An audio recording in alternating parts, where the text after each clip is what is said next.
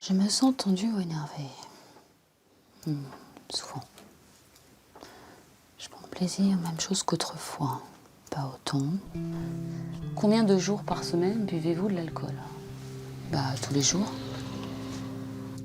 Lorsque vous ne buvez pas d'alcool, combien de votre temps est occupé par des idées, pensées? À quel point faites-vous des efforts pour résister à ces pensées ou essayer de voir quel contrôle avez-vous sur votre consommation d'alcool? Pensez-vous que votre consommation d'alcool soit en rapport avec des difficultés de votre vie? Oui. Mère au foyer.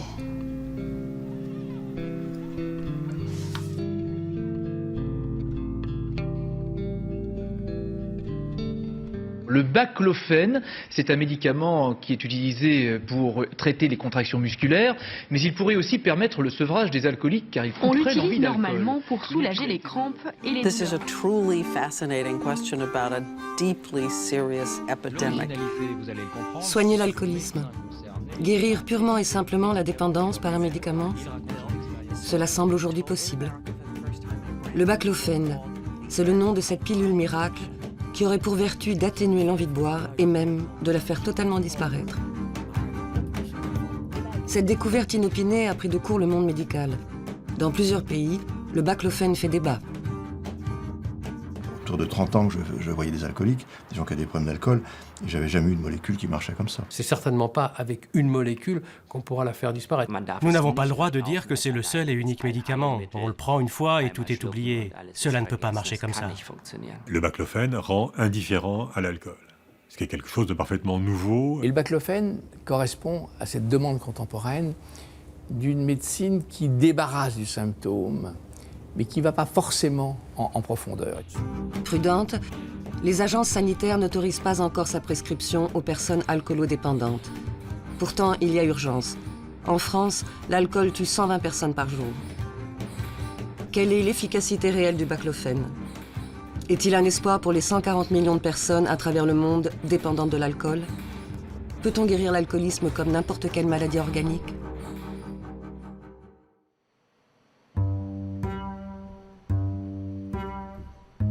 Le baclofène est loin d'être un nouveau venu sur le marché pharmaceutique. Dès les années 70, on le prescrit aux malades atteints de sclérose en plaques, dont il soulage les contractions musculaires. Mais son histoire prend un tour singulier dans un petit laboratoire de Sardaigne à la fin des années 90.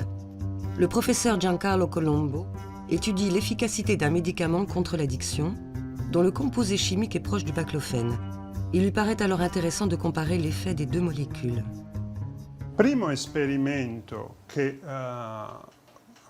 La première expérience que nous avons réalisée fut d'administrer des doses importantes de baclofène à des races génétiquement prédisposées à consommer de l'alcool.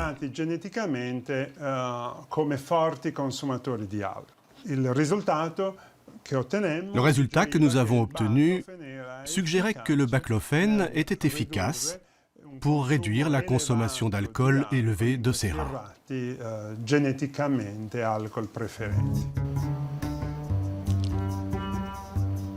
Dans ces mêmes années, aux États-Unis, c'est presque fortuitement que le professeur Anna Rose Childress constate l'action du baclofène chez une personne dépendante.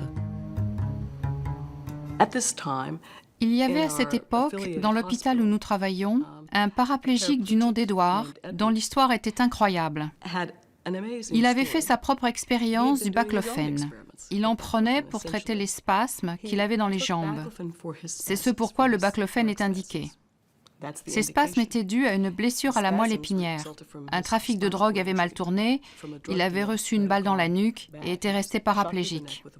Il prenait du baclofène depuis quelques années, il en prenait à petite dose, 10 mg 4 fois par jour. Et vous avez augmenté la dose? Dites-moi pourquoi. J'ai augmenté la dose parce que je trouvais qu'à 10 mg, ça ne faisait rien contre mes spasmes musculaires. Il s'est dit, au lieu de prendre des doses de 10 mg, je vais prendre des doses de 20 mg. Ça a soulagé ses spasmes, ce qui était une bonne chose. Mais il s'est passé autre chose. Quand j'en prenais, je ne ressentais pas de manque. Avant, il me fallait 3 sachets de cocaïne pour être défoncé. Avec le baclofène, un seul sachet suffisait. C'est comme si j'en avais pris 3.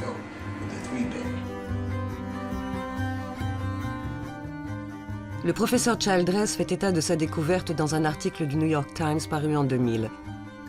C'est la première fois que le baclofène est mentionné dans la presse généraliste comme possible remède à l'addiction. L'article retient l'attention d'un médecin français, cardiologue installé à New York, le docteur Olivier Ameisen, qui lui-même cherche désespérément à guérir son alcoolisme.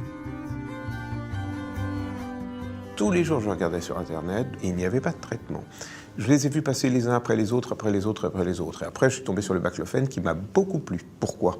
Suppression de l'auto-administration de la cocaïne par le baclofène. Et là, j'ai vu suppression. C'est la première fois que je voyais. Je voyais genre réduction ici, réduction là, réduction là, réduction là. Tout le monde réduisait. Eux, on dit suppression. Après avoir essayé toutes les approches classiques de sevrage, il décide en 2002 de s'administrer lui-même du baclofène, devenant ainsi son propre cobaye. Il augmente progressivement la dose jusqu'à atteindre 270 mg par jour, près de 4 fois la dose maximale autorisée. C'est alors que le miracle se produit. J'ai finalement, à la dose pour moi de 270 mg par jour, j'ai atteint la dose suppressive des symptômes. Je ne savais pas ce que c'était. J'ai vu des bouteilles d'alcool, ça ne m'a plus rien fait. Et je me disais, mais c'est impossible, puisqu'on dit que cette addiction est à vie, que les stimuli font que vous allez reboire, ça ne m'a rien déclenché. J'ai cru rêver. En finir avec la guerre permanente à soi-même qu'est l'abstinence, devenir indifférent à l'alcool. Cette guérison totale et sans effort, Olivier Ameisen l'a relatée dans un livre paru en 2008, Le Dernier Verre. C'est un succès en France et à l'étranger. Malgré son témoignage et les quelques études scientifiques réalisées dans différents pays, la communauté médicale reste sceptique. Il faut attendre 4 ans pour que, sous la pression des patients et des médias, soit lancé un véritable protocole clinique. C'est l'étude Bacloville. Donc il y a 69 médecins investigateurs répartis dans 59 centres, donc à Lille, on l'a déjà présenté. Il s'agit du premier essai d'envergure qui vise à tester, avec l'aval de l'Agence du médicament, l'efficacité du baclofène dans le sevrage alcoolique. 320 patients y participent. Donc on pourra après étudier tout ça. L'étude est conduite par le docteur Philippe Jory, un des premiers prescripteurs du baclofène. 30 ans plus tôt, il avait participé au combat pour l'usage de la méthadone, substitut à l'héroïne. Je me rappelle, dans les années 80, prescrire 80 comprimés de Temgesic sur une ordonnance par jour. Donc ça ne me dérange pas de prescrire 30 baclofène. C'est beaucoup moins que 80 Temgesic. Où j'étais considéré comme un dealer en blouse blanche et comme un criminel aussi. En région parisienne, une dizaine de médecins participent à l'étude Bacloville. Chacun dans leur cabinet respectif recevront les participants lors de consultations mensuelles. La méthode est celle du médicament contre placebo. Ce n'est qu'au bout d'1 an, lors de la levée d'insu, que médecins et patients découvriront la vraie nature des comprimés. Lors de la période d'imprégnation classique d'alcool, vous m'aviez dit que c'était surtout du whisky. C'était que ça, j'aime que ça. Que ça, d'accord. Donc le whisky, on avait c'est 1 à 3 verres par jour ou 3? Non, c'est 2 à 3. Bon, 2 à 3. Donc on va être... Mais pas sur un baby. Hein. Non. Ah d'accord, c'est-à-dire? Bah non, parce que le baby, en fait, C'est quoi un baby? Vous passez, la baby, c'est un tout petit. Ouais. Un whisky, ça faisait la moitié d'une flasque, on va dire. C'est le même degré. Hein. Ah, alors d'accord. Donc on est à 3 unités par baby. Ça fait 9 par jour. On est d'accord. Donc on va mettre 9. Le week-end, est-ce que c'était plus? Non. Donc c'est 9 aussi. Ouais. D'accord. Alors ça, c'est ce que vous allez avoir à faire. Hein. C'est-à-dire que si vous prenez un verre, un petit, sachez que le verre de whisky, c'est 3 unités, le grand verre pour vous. Donc quand vous prenez, dans votre petit carnet, vous mettez l'équivalent de 3 unités. D'accord. Hein. Moi, ce qui m'importe de savoir, à peu près, ce qui m'importe de savoir, c'est comment est votre consommation, comment elle évolue, est-ce que vous chutez. Vous avez pris de conscience, après la discussion qu'on a eue lundi, que les problèmes n'étaient pas liés purement à l'alcool, mais au décès de votre maman. Donc, moi, je pense que dès que vous allez prendre la prise de conscience, je pense que vous allez avoir un sevrage rapide. Nous, on n'est pas là pour vous interdire. On sait très bien que vous allez avoir des envies. Mais le médicament, son but, c'est à partir d'un certain moment, de vous supprimer cette envie, ce besoin de boire. C'est comme ça, d'ailleurs, qu'on a découvert l'intérêt du baclofène. C'est un médecin qui a pris du baclofène et qui s'est rendu compte, à partir d'une certaine dose, qu'il avait plus envie de boire, ce besoin que vous avez de boire. D'accord ? La date de dispensation, c'est aujourd'hui. La visite, c'est la visite 1. Pourquoi on fait cette étude ? C'est surtout parce que je pense que ça va apporter la preuve que le baclofène, à haut dosage, permet de sortir les gens d'une souffrance phénoménale qui est leur problème d'alcool. Parce qu'en fait, avec l'alcool, ils soignent leur malaise. Pour moi, ils soignent leur souffrance quelque part. Et puis, ils tombent dans le piège après. C'est-à-dire qu'il y en a qui vont devenir dépendants, d'autres qui ne le seront pas. Mais après, il y a la molécule qui détruit. Mais au départ, souvent, il y a une souffrance qui est soignée par le médicament alcool. L'alcoolisme, bien sûr, c'est une consommation excessive d'alcool.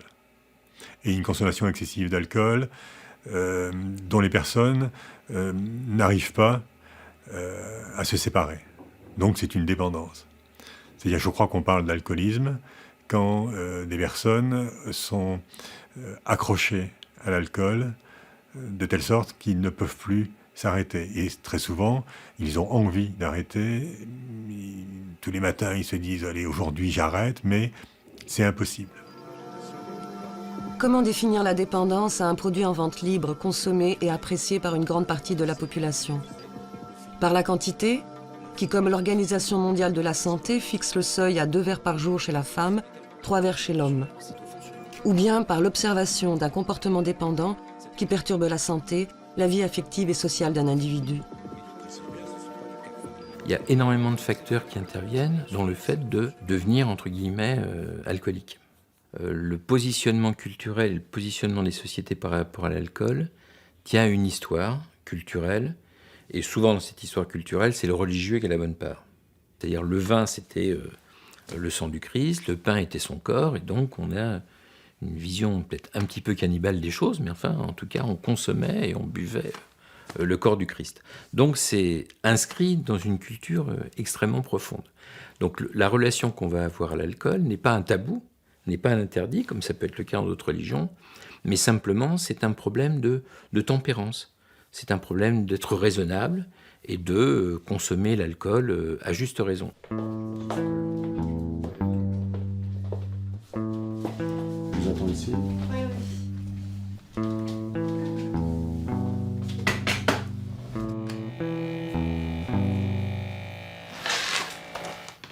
160, 101. 107 de pulsation. C'est pas bon ça, je suis sûr. Non, c'est pas très bon. Hein. Je vous avais dit, ça que moi c'est... Quoi, là vous êtes à combien par semaine à peu près? Là, alors en semaine, je sais pas trop, j'ai diminué depuis un certain temps, mais je suis quand même encore... il y a 3 mois de ça, je buvais à peu près 6 litres par jour de vin, essentiellement, et quelques bières. Et là, je suis à peu près à 3 bouteilles et on va dire 6-7 bières par jour. D'accord. Bon, de toute façon, vous allez voir l'étude. Toujours en vin. C'est extrêmement intrusif. Fort. Vous allez avoir beaucoup de questions auxquelles il faudra répondre. C'est ça qui est très long. Alors, critères d'inclusion. Là, c'est pour voir si vous pouvez ou non participer à l'étude. Alcool, histoire, âge du premier contact. Avec l'alcool 13-14 ans. 13 ans. Âge de première ivresse. 14-15 ans. 14, vous avez vu, j'en enlève toujours. Âge d'intégration d'un usage régulier. À partir de 17 ans, je buvais tout le temps. 17 ans. Âge de début de la perte de contrôle. C'était peut-être plus vers 24 ans. 24. Médicaments, maintien de l'abstinence déjà pris, en dehors du baclofène, c'est-à-dire l'Aotal, l'Espéral, le Revia. J'en ai pris sur une très courte période, parce que je ne voyais pas d'effet. J'ai pris l'Aotal. Alors, l'Aotal il y a 1 mois et demi. Ah oui, donc c'est cette année vous avez décidé d'arrêter de boire. Oui. Pourquoi là? Parce que je suis avec ma compagne depuis plus longtemps que ça. Je suis fatigué, je suis épuisé. Pour ça, vous ne voulez plus boire. Des activités sociales, professionnelles ou de loisirs importants sont abandonnées ou réduites à cause de l'utilisation de la substance. Vous comprenez là? Ben oui, donc oui, je sortais énormément, je ne sors plus du tout, je bois tristement seul à la maison. Ouais, c'est pas drôle effectivement. L'échelle d'évaluation du craving. Est-ce qu'on a on en a? Et je finis le soir. On en a eu. Mettez-moi l'envie de boire. Ben là, c'est voilà. Merci. Ouais. On est d'accord. Par là. Bon, vous êtes à 10. Ce qui m'a motivé à venir vous voir, c'est évidemment les conséquences directes et indirectes liées à l'alcool dans ma vie de tous les jours. Et donc, j'aimerais pouvoir ne pas être frustré jusqu'à l'instant de mes jours, de continuer à avoir des relations sociales, familiales avec des amis, de boire un verre sans avoir envie d'en boire des centaines par la suite. On va voir si vous avez le placebo. On sait qu'il y a 20% de réussite avec le placebo, en général. Le baclofène, On espère qu'il y en a davantage. On va voir où vous êtes. Si on se rendait compte, je pense, au bout de 6 mois, qu'il y a la moitié des gens qui boivent plus du tout et l'autre moitié qui boit 3 fois plus, je pense qu'à ce moment-là, pour des raisons éthiques, il y aurait une levée d'insu, si c'était comme ça, à ce point de différence. Sinon, bon, voilà. Déjà, normalement, ça devrait marcher d'une façon, quel que soit le traitement que vous prenez. On va voir comment. J'espère. Voilà, moi aussi, je souhaite. Revenir à une consommation normale, raisonnable, boire comme tout le monde, cet espoir est-il permis? L'alcoolique peut-il continuer à boire et se dire sorti de son addiction? Avec cette molécule-là, le baclofène, on introduit un nouveau paradigme, c'est-à-dire qu'on peut aussi boire avec. Alors c'est extraordinaire pour les gens qui ont des problèmes d'alcool, ça a toujours été leur rêve, c'est de pouvoir boire comme tout le monde. Le problème, c'est qu'ils ne peuvent pas boire comme tout le monde. C'est-à-dire que quand ils commencent, ils ne peuvent plus s'arrêter, la plupart. Et puis d'autres, c'est dès le matin, ils sont obligés de boire parce qu'ils sont dépendants. Donc ils n'ont pas le choix, c'est plus fort qu'eux. Et si on leur propose un traitement, on leur dit, bah, écoutez, avec ça, vous pourrez boire comme tout le monde, de façon non excessive, c'est-à-dire 20 grammes chez la femme, 30 grammes chez l'homme, ou pas plus de 40 grammes si c'est une occasion. Évidemment, ça plaît beaucoup. Quand on prescrit du baclofène à un patient, en règle générale, on ne lui demande pas d'arrêter de boire. On lui dit, continuez à boire comme d'habitude, prenez du baclofène à dose progressivement croissante, et puis vous arriverez un jour à une dose telle que vous n'aurez plus envie de boire. Prendre du baclofène pour dire je vais continuer à boire, mais moins, pour moi c'est une hérésie. C'est dire donnez-moi la capacité de retrouver un contrôle de ma consommation parce que je veux être normal. Donc, alors là, ça veut dire qu'il faut considérer que la normalité c'est de boire. L'abstinence, longtemps unique planche de salut pour l'alcoolique, serait donc devenue aujourd'hui une notion obsolète. Un médicament peut-il remplacer aussi simplement les efforts, la privation, le travail sur soi que constitue le sevrage? Effectivement, ce qu'on peut imaginer presque sur le plan de la morale en général. Si on arrête de boire sans effort, alors vraiment, c'est scandaleux. Au fond, la médecine dit toujours qu'il faut payer un prix si on veut s'en sortir. Et je pense que c'est vrai. Mais en même temps, si on peut aider dans une première phase quelqu'un à prendre de la distance, éventuellement, une fois avec des amis, de boire un petit verre et puis de revenir, disons, dans la consommation habituelle, peut-être on peut respecter les personnes sans vouloir en faire des abstinents. Dans plusieurs pays, comme l'Allemagne, la polémique fait rage. Bonjour mesdames et messieurs, bienvenue au débat pour ou contre le baclofène. Tous les patients arrivent à être abstinents pendant plusieurs mois et tous rapportent une réduction de leur craving. D'une manière générale, la tolérance est bonne. 2 tiers de ces patients qui prennent du baclofène, un médicament non autorisé ici et non vérifié, n'ont encore jamais fait de tentative de sevrage. Ici, le baclofène est très peu prescrit. Comme tout médicament que l'on veut détourner de son usage initial, il suscite la méfiance de la communauté scientifique. L'abstinence reste le dogme absolu quand on parle de sevrage alcoolique. Je trouve qu'il y a un problème avec le baclofène. Ce médicament n'est justement pas associé à l'idée d'être abstinent et de ménager ainsi un corps déjà abîmé par l'alcool. Au contraire, le baclofène, tel que le vend M. Amezen, est associé à l'idée de « je veux continuer à boire » ou « je veux boire de temps en temps » ou « je veux arriver à boire un peu moins ». Ce n'est absolument pas le cas avec les autres médicaments où l'objectif est d'arrêter de boire définitivement. Et en tant que médecin, je trouve aussi que cela doit être notre objectif principal. Nous avons là des patients qui sont déjà abîmés par l'alcool et ne tolèrent même plus de petites quantités. Peut-être que leur foie va se détériorer plus lentement, mais il va continuer de se détériorer. En tant que médecin, il faut alors conseiller de ne plus boire d'alcool du tout.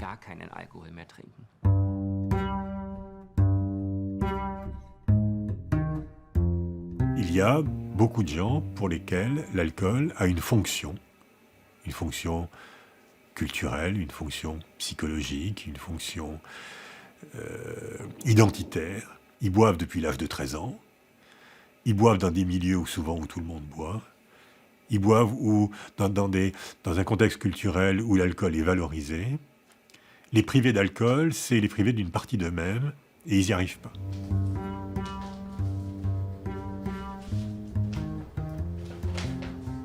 Deux, 6, 3. Il n'y a pas beaucoup de changements quand même. Hein. Alors, il y a un pic de pollution, on va dire, au début de la semaine. C'était mon anniversaire. Bon anniversaire. Ouais, merci. Et bon, il y a beaucoup de gens qui sont passés. De pollution alcoolique, vous voulez dire? Mais autrement, vous êtes pas mal quand même, là, samedi, dimanche. Je dis, moi, je cherche pas à être abstinent non plus. Je me sens pas alcoolique. Bah ouais, mais quand même. Je me sens pas alcoolique. Malgré tout, il y a quand même une consommation régulière qui est un peu trop importante. On pourrait dire que vous n'êtes pas plus du tout addict à l'alcool si vous faisiez un apéro le week-end ou une ou deux fois par semaine. Mais quand c'est tous les jours, ça devient quand même une addiction. Oui, comment on appelle ça? C'est répétitif, c'est une habitude. Ouais, Je le prends comme une habitude, mais c'est une habitude. Pas comme un besoin essentiel. Parce que si vous regardez mes carnets, il y a des jours là où je m'en passe très facilement. C'est pas fréquent quand même, hein. Il y a 2 jours. J'ai scoré là. Hein. Alors là c'est très bien là. Mais on aurait dû rester comme ça alors. Ouais. Pour moi, par rapport à avant, quand je travaillais, c'était peu. Quand vous travailliez avant? Parce que quand je travaillais avant, on mangeait à 5 ou 6 au restaurant tous les jours. Et puis bon, il y avait peut-être 5 ou 6 tournées qui tombaient. Et le soir, en sortant, on se retrouvait pour boire un demi. Je rentre à la maison, je buvais l'apéro et du vin. Donc, vous voyez que c'était quand même un maximum. Donc, à cette époque, donc, vous pouviez dire que vous étiez un peu alcoolique quand même. Ah oui, mais on ne se sent pas alcoolique. Bien sûr. On ne se sent pas alcoolique. Je suis désolé. J'ai demandé au voisin de me tenir la porte pour mettre la clé dans la serrure. Mais vous avez eu après le sentiment que c'était une maladie comme une autre qu'il fallait soigner, ou alors vous aviez un grand sentiment Là, je me suis posé plein de questions dans ma tête parce que j'ai des arrière-grands-parents paternels qui étaient imbibés, comme des éponges. Mon père biologique, il est mort de ça. Ma mère a été malade, et puis pour soutenir sa maladie, elle se laissait aller au whisky et tout ça parce qu'elle a des difficultés respiratoires. L'alcool, c'est quelque chose, ça peut être culturel, c'est-à-dire qu'on a vu ses parents boire, on a vu ses grands-parents boire, et donc on peut aller peut-être plus facilement dans la consommation d'alcool. Mais c'est pas du tout héréditaire, c'est pas un gène. Hein, vous comprenez ce que je veux dire? Oui, d'accord, c'est pas héréditaire, mais ça, vous me l'apprenez parce que je l'ai longtemps cru. Quelles sont les causes de l'alcoolisme? Peut-on le définir strictement comme une maladie, avec ses origines, ses symptômes, son épidémiologie? Jadis perçu comme un fléau social et une faiblesse morale chez l'individu, l'alcoolisme est aujourd'hui combattu avec les armes de notre époque, en particulier les neurosciences. La propension à boire de certaines personnes s'expliquerait par un dysfonctionnement neurologique. Les neurosciences ont été très utiles pour nous aider à démontrer et à comprendre que l'alcoolisme est un trouble médical chronique.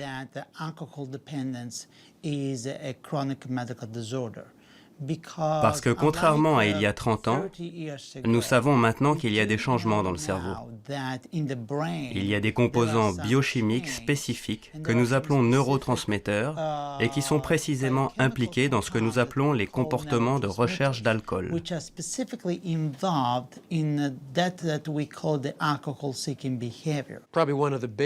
Une des avancées les plus révolutionnaires des années 50 fut sans doute de découvrir que le cerveau possède des structures associées à la récompense. Si ces systèmes cérébraux sont activés, un individu peut se sentir récompensé, renforcé. Et nous pensons que ces systèmes expliquent en grande partie pourquoi nous, en tant qu'êtres humains, nous adoptons certains comportements. Ainsi, une des découvertes majeures dans la recherche sur l'addiction a été de comprendre que les drogues addictives activent ces systèmes. Elles activent le système de récompense dans le cerveau et le neurotransmetteur dopamine est la molécule qui joue un rôle clé. Si on prend une drogue comme de l'alcool, de la cocaïne ou de l'opium, cela active le système dopaminergique du cerveau en déclenchant un signal de récompense. Alors, immédiatement, le cerveau dit « j'aime ça ».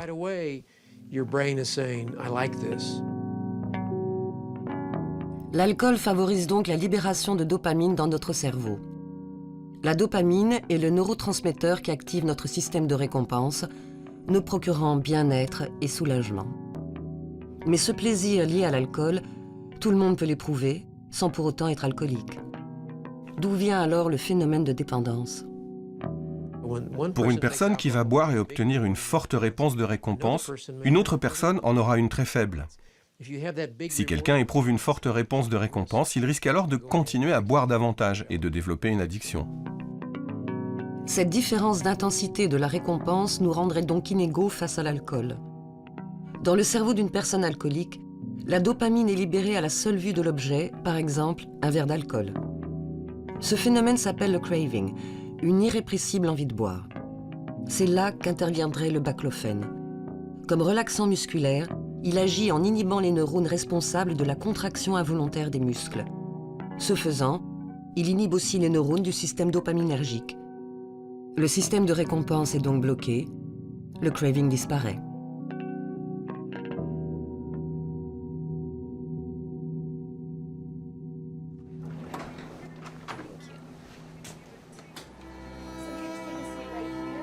Pour le professeur Lorenzo Leggio, cette efficacité neurologique doit se traduire par une modification réelle du comportement.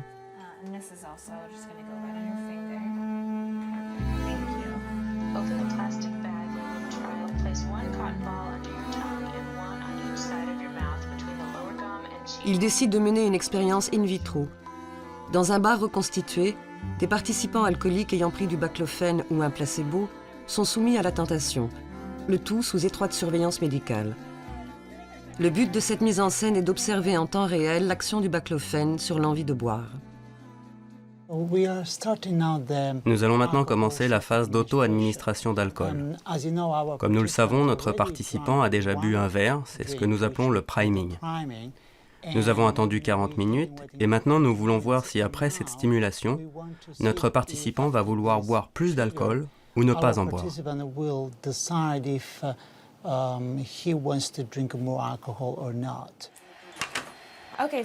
Voici 4 verres et comme nous vous l'avons dit, chacun vaut $3. Donc pour chaque verre que vous ne buvez pas, vous recevez $3 en compensation. Nous utilisons un modèle bioéconomique, c'est-à-dire avoir le choix entre boire de l'alcool ou recevoir de l'argent.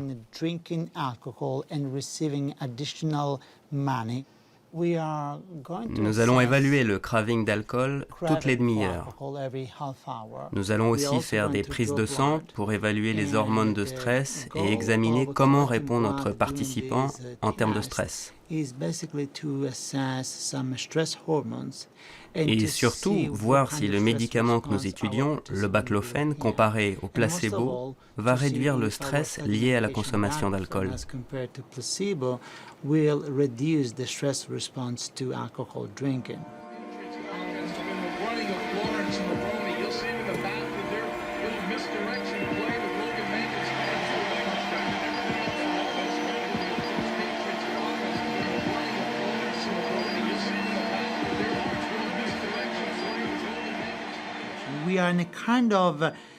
Nous sommes à un stade intermédiaire de la recherche sur le baclofène. Nous n'avons pas encore fini. Nous avons besoin de mieux comprendre ce médicament, de comprendre comment utiliser ce médicament, d'identifier quel genre de patient nous devrions ou nous ne devrions pas traiter avec ce médicament.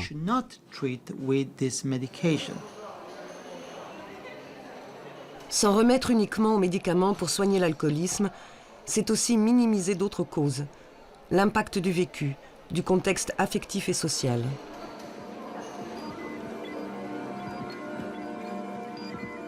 Il est clair que c'est l'environnement qui va intervenir. L'environnement, le psychisme, les conditions de stress, les conditions de vie qui vont pousser un individu à prendre de l'alcool au départ et à en prendre de plus en plus, à ne plus pouvoir contrôler sa consommation au fur et à mesure des prises. Donc le phénomène biologique est clair, mais le phénomène psychique est sans doute le plus important. Qu'est-ce qui fait qu'aujourd'hui, les réalités complexes, on les simplifie ? Et on les simplifie toujours dans le même style, c'est-à-dire où on réduit l'individu à la somme de ses comportements. Je crois que c'est favorisé, c'est pas uniquement causé par, mais c'est favorisé par notre civilisation des mœurs. C'est-à-dire qu'aujourd'hui, on s'intéresse beaucoup moins au sens que peuvent avoir les symptômes, au contexte historique au sein desquels ils émergent, que ce soit le contexte personnel de l'histoire familiale, ou que ce soit le contexte collectif de la société. Ce qui compte, ce n'est pas ce que sont les gens, c'est ce qu'ils font.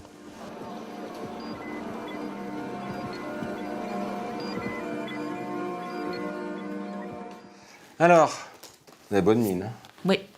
Ah bah, je suis à 0, toujours. 0. Par contre, les fêtes, c'était dur. Ah, c'est normal. C'était un peu la bagarre. C'est une période où vous êtes tenté, donc si vous êtes passé au travers, c'est pas mal. Bon, après, il suffit de changer de pièce, le temps que ça... Parce que ça monte vraiment très très fort. Quoi. Envie de saisir un verre et de dire, bon, j'y vais. Donc on va refaire le craving comme tous les mois. Vous savez à quoi ça correspond. Donc allez-y. Est-ce que je prends en compte les envies de boire, les envies que vous avez? Oui, c'est une moyenne en fait. Hein. C'est une moyenne à l'instant de ce que vous pensez de votre envie. D'accord. Voilà. Donc ça, c'est très bien. Voilà. Si vous n'aviez pas le baclofen, est-ce que vous pourriez... Ah non, mais c'est une super béquille. Voilà. C'est une super béquille. Et sans effort. Tout à fait. Il y a juste des efforts à faire quand vraiment on est très sollicité. Surtout à l'heure où je prenais d'habitude, c'est-à-dire les apéritifs. Ouais.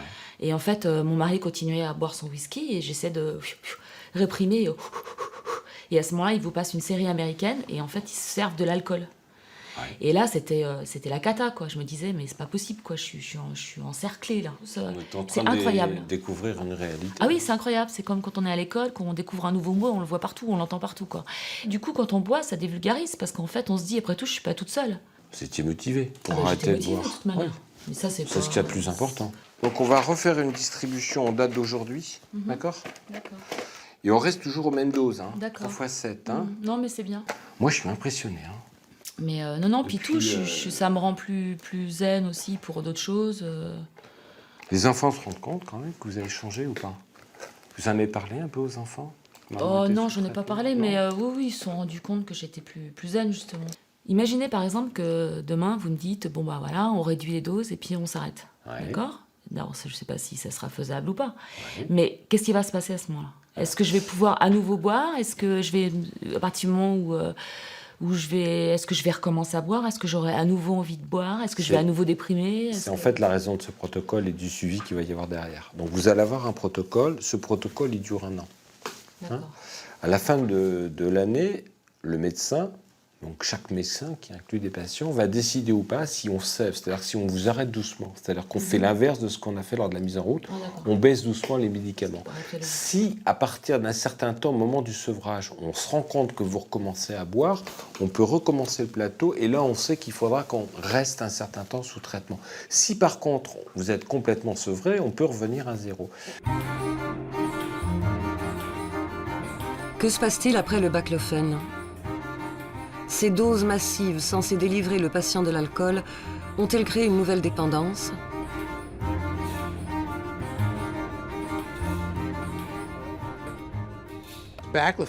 Se demander si le baclofen est lui-même une substance addictive est une question importante. Cela nous renvoie à un problème complexe.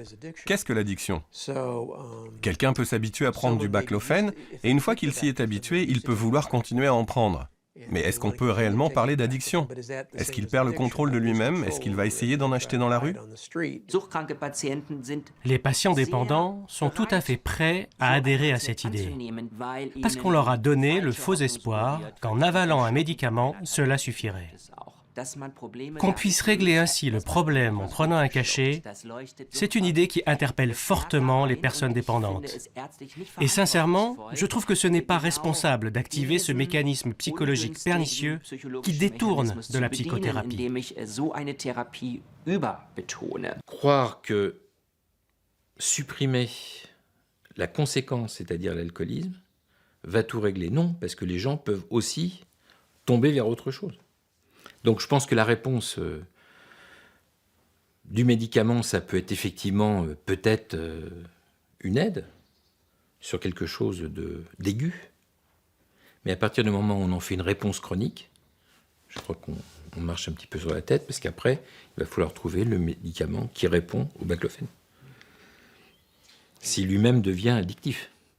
Je ne peux plus me passer mon baclofène. Je ne bois plus, mais je ne peux plus me passer mon baclofène. Qu'est-ce que je vais prendre pour lutter contre l'effet du baclofène? Il y a eu 360 là, plus 360. Vous avez pris 630 comprimés depuis le mois dernier, donc par mois. Okay, donc un petit peu moins que ce qui était prévu, puisque vous avez diminué de vous-même. Donc là, lundi 2, mardi 3, bon, il y a 2... eu un petit excès pour les fêtes. Ouais, mais c'est vraiment pas mal, c'est beaucoup. Et là, vous avez vu, la semaine suivante, 2, 2, 1, 2, 3, 3...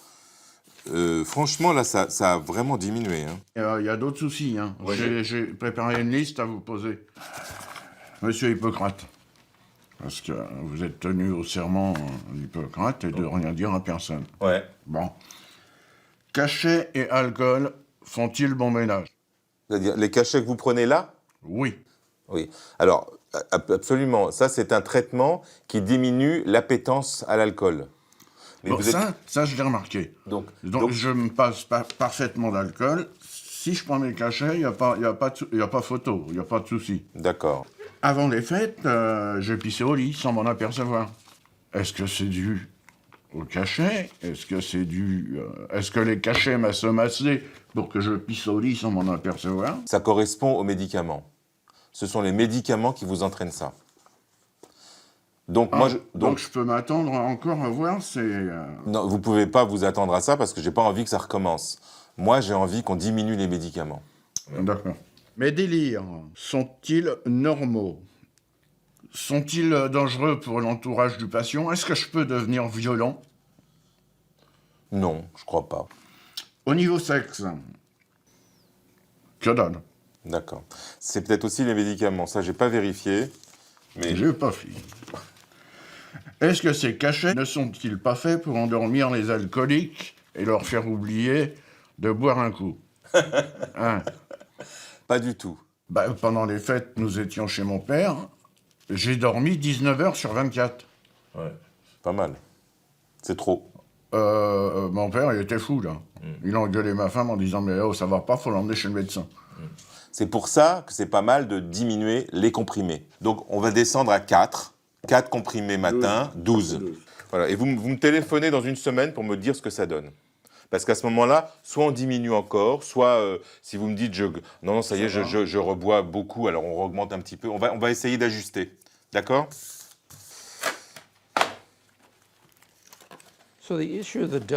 La question de la dose du baclofène est très importante. Le principal effet secondaire du baclofène est qu'il agit comme sédatif. Donc, les gens peuvent se sentir somnolents, un peu ralentis ou dans les vapes. Ce que vous pouvez imaginer, c'est que si vous prenez un médicament qui a un effet sédatif et que vous l'associez à l'alcool, alors vous combinez deux substances sédatives. Mais d'un autre côté, nous savons qu'en pharmacologie, si on ne prend pas la dose adéquate, on risque de ne pas atteindre totalement l'effet voulu. Donc je pense que c'est important d'étudier les doses plus élevées, seulement nous ne savons pas quelle est la dose adéquate et jusqu'où on peut aller. Il est évident que le baclofène n'est pas actif à la même dose chez tout le monde. C'est-à-dire, on pourrait dire que chacun a sa dose. Ce qui est très très curieux, ce qui est assez inhabituel dans la pharmacopée avec l'utilisation des médicaments. Et c'est imprévisible. Donc l'attitude consiste à augmenter progressivement les doses jusqu'à ce qu'une indifférence à l'alcool survienne. On est dans l'empirisme le plus complet et on aimerait pouvoir en sortir pour avoir, je dirais, une prescription, je dirais, raisonnée pour ne pas mettre son patient en danger. Personnellement, moi, je ne prescris pas de baclofène. Je n'en ai jamais prescrit jusqu'à présent. Et quand les personnes m'en demandent, je leur dis « Mais monsieur, madame, moi, je ne veux pas vous mettre en danger. » On tâtonne. Mais on tâtonne avec le patient. C'est-à-dire que c'est le médecin et le patient ensemble qui doivent travailler pour arriver à augmenter les doses sans être bloqué par les effets secondaires. Ça prend souvent beaucoup de temps. Moi, j'ai eu des patients qui ont mis 2 ans à guérir. Donc, c'est une aventure. On va y aller un petit peu à la sauvage, en quelque sorte. Et ce d'autant qu'on n'a pas de règles de prescription, puisqu'il n'y a pas d'autorisation. L'utilisation du baclofène pose encore bien des questions. À quelle dose le prescrire? Pendant combien de temps? Quels sont ses effets indésirables? Ces inconnus expliquent la réticence des agences sanitaires à autoriser son usage pour soigner l'alcoolisme. Il n'est donc pas remboursé par la sécurité sociale. Pourtant, plus de 6000 médecins français le prescrivent. Mais que risque-t-il? On peut m'interdire d'exercer, c'est vrai. Je prends le risque. Le risque zéro n'existe pas. Je prends le risque et je suis habitué, je vous dis, je vois 30 patients, je peux tuer 30 patients par jour. Même pour une angine. Je prends le risque. Autrement, je ferai jamais rien. Nous gérons l'incertitude et le doute en médecine. Donc les limites de la médecine, elles sont partout. Pas seulement avec le baclofène. 876. Donc c'est 300 mg par jour. C'est maintenant la dose maximale qu'on donne. Ça fait beaucoup, hein? Comment vous vous sentez? Ça va, ni plus ni moins. Ni effet positif, ni effet négatif. C'est le cas, il y a un peu de positif. Encore une fois, je ne sais pas si j'ai la molécule ou pas, parce que c'est vrai que j'ai diminué un peu, mais j'ai toujours le sentiment, comme j'achète par bouteille. Les bouteilles, je vois toujours mes 2 bouteilles de rosé dans la journée, et elles ne sont plus là le soir. Donc je me réveille, 20 minutes après, je bois mon premier verre. On en est à 82 unités d'alcool, c'est-à-dire 82 verres. Ça vous fait en moyenne 13 verres 66, 14 verres. C'est-à-dire qu'à ce stade, ce que l'on peut faire, c'est de dire qu'on est un échec de traitement. Vous donnez du baclofène, mais on ne lève pas l'insu, et on attend la fin de l'année, la fin de l'étude, pour lever l'insu, pour savoir ce que vous aviez, pour notre étude. Ah, pour jusqu'à maintenant savoir ce que j'avais comme molécule. Ben, on peut faire ça, docteur, c'est vous qui voyez. Alors, arrêt prématuré de l'étude avec sevrage, car inefficacité ressentie et mesurée. Hein. Et je vais vous donner donc une ordonnance de baclofène, d'accord? Très bien. 3 comprimés, matin, midi et soir. Midi, soir. En juin 2013, une porte s'entrouvre en France, où l'ANSM, l'Agence de sécurité des médicaments, concède une autorisation temporaire de 2 ans. Le baclofène peut donc être prescrit par tous les médecins français pour soigner l'alcoolisme.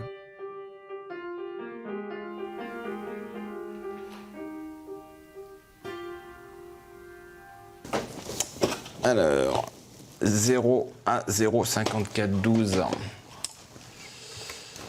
Donc je suis à 294 comprimés là. 294. Pas d'alcool toujours, ça s'est bien passé. 0, 0, 0. D'accord. Donc là, on fait M12B. C'est-à-dire que le protocole s'arrête là. On va faire la levée d'insu pour voir si vous étiez sous baclofène ou pas baclofène. Moi, on va compter les comprimés. On va faire la levée d'insu. Et comme vous êtes à plus de 200 mg, on va vous faire un sevrage. C'est-à-dire que vous allez baisser d'un comprimé par jour. Et vous serez vu dans un mois, puis le mois suivant. Est-ce qu'une fois que le traitement sera fini, est-ce que j'aurai un suivi médical et pharmaceutique vous allez avoir un suivi et je pense que je vous donnerai quelque chose pour vous aider justement pour voir si vous arrivez à tenir sans médicaments. D'accord? On est d'accord. Alors on y va. Est-ce que vous pensez que vous étiez sous baclofène ou pas? Moi je dirais oui, mais... Moi je dirais oui aussi. Bon. Vous étiez sous baclofène? Oui, je me doutais un peu. Donc en fait, efficacité remarquable. Excellente, vous avez dit. Remarquable. Non, mais là, c'est un résultat remarquable parce que vous avez arrêté de boire, les résultats sont très bons. Est-ce qu'à la fin de ce protocole, maintenant qu'on a pratiquement fini, vous n'êtes pas sevré, vous avez l'impression que vous êtes guéri? Est-ce qu'on guérit l'imprégnation éthylique? Je pense pas. Moi, j'en ai discuté avec mon mari, par exemple, en lui disant « Mais moi, je ne reboirai jamais d'alcool. » Ça que depuis 1 an, je n'ai pas pris une seule gorgée d'alcool. Est-ce que vous connaissez... Mais après, j'ai trop peur d'aimer ça à nouveau. Vous voyez? Même si le baclofène permettait de réduire, voire de supprimer totalement la consommation d'alcool, pourrait-on pour autant parler de guérison? Ce qu'il faut comprendre, c'est qu'il y a deux types de dépendance. Une dépendance physique, qui dure quelques jours ou quelques semaines au maximum, et une dépendance psychologique, qui est très très variable d'une personne à l'autre, qui est donc liée à cette inscription dans la mémoire du goût pour l'alcool, de l'envie de boire. Et pour faire disparaître ces mémoires, il faut beaucoup de temps. Si on ne fait que le baclofène et qu'on arrête le baclofène, il y a pas mal de chances pour que la consommation d'alcool reprenne, sauf si on a réussi à s'abstenir d'alcool pendant des temps relativement longs. Et quand je dis relativement long, c'est supérieur à une année, peut-être même plus. Le baclofène, on va avoir besoin de le prendre aussi longtemps que ces mémoires dont je vous ai parlé seront présentes et actives dans le cerveau. Mais le destin de toute mémoire est de disparaître avec le temps.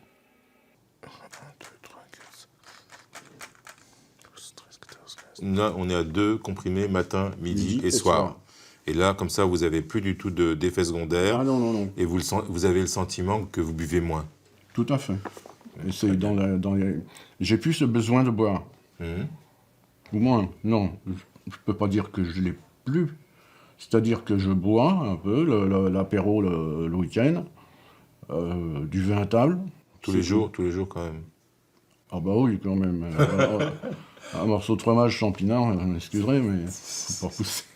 Bon, vous prenez quoi, un verre de vin? Oui, un ou deux. Un ou deux le midi, un ou deux le soir. Voilà. Mais pas d'apéro tous les jours. Non.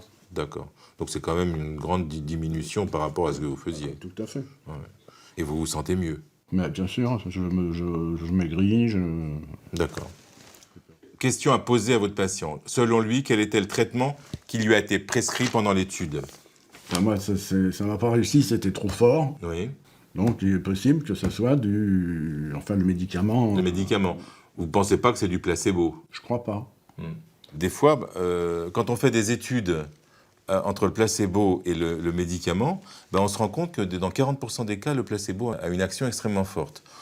En même temps, compte tenu des effets confusionnels que vous avez eus, qui sont décrits un peu dans les effets du médicament, j'imagine que c'est le baclofène que vous avez pris.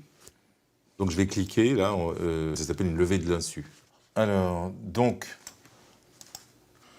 la surprise, vous imaginez, c'est du placebo que vous prenez. Du placebo?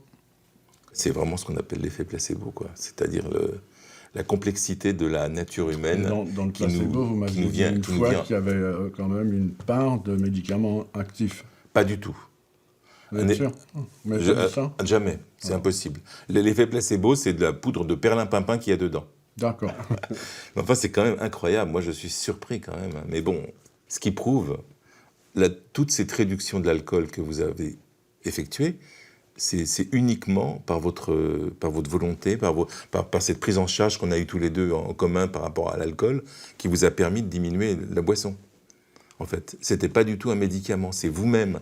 C'est vos efforts qui ont permis cette réduction. Donc, en même temps, c'est encore peut-être une plus grande réussite, puisque vous l'avez fait sans médicaments. Non, savoir que c'est du placebo et tout, et puis que je me suis gendarmé tout seul, je suis content. Je suis fier de moi. Bon, docteur, à bientôt. Bah oui, à la semaine.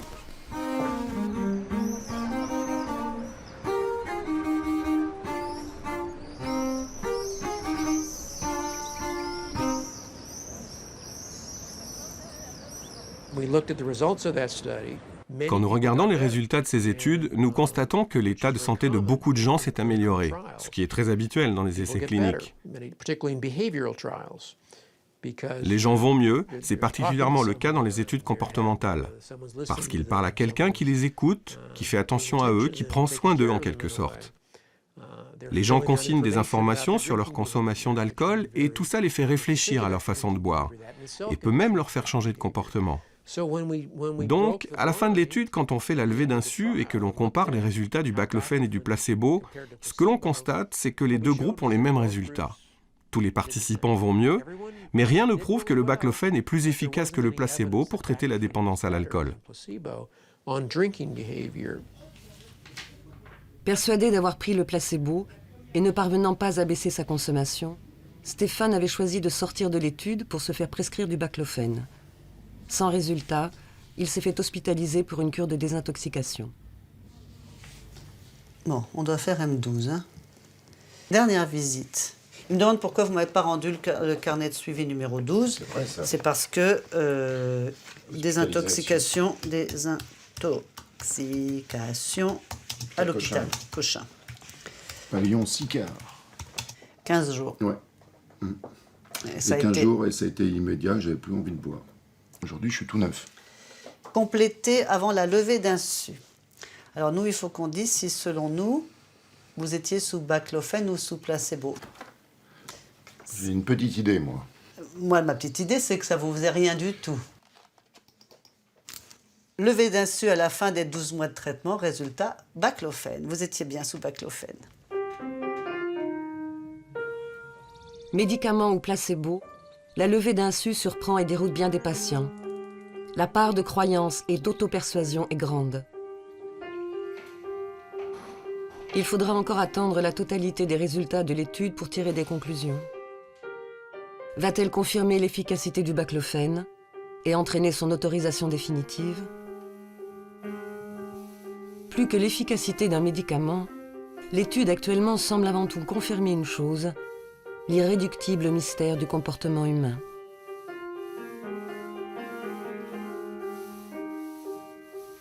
Il est vrai que la médecine du XXIe siècle, elle a une exigence, c'est la preuve scientifique. Pour que la preuve scientifique soit incontournable, il faut que les êtres humains répondent de façon identique à un médicament ou à un acte chirurgical. Or, tout être humain est différent. J'enseignais à la fin de ma vie professionnelle aux étudiants que la médecine commençait là où elle était impuissante, là où elle n'avait pas de médicaments, là où elle n'avait pas de chirurgie, là où elle n'avait pas de chimiothérapie, de perfusion, parce qu'elle retrouvait sa fonction éternelle qui était de venir en aide.